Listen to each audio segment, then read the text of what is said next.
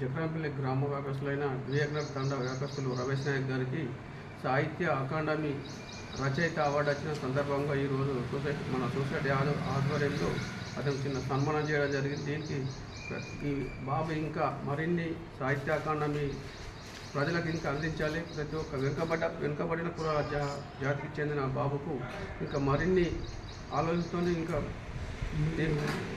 ఇంకా ఎదగాలని నా సొసైటీ సభ్యులము, సొసైటీ చైర్మన్ కాబట్టి అందరము మంచిగా ఇంకా ఉన్నత పైకి పోయి మంచి పేరు పెద్ద తల్లిదండ్రులకు కానీ గ్రామానికి కానీ ప్రజలకు మరింత సేవ చేసి అభివృద్ధి చెందాలని నా యొక్క మనవి.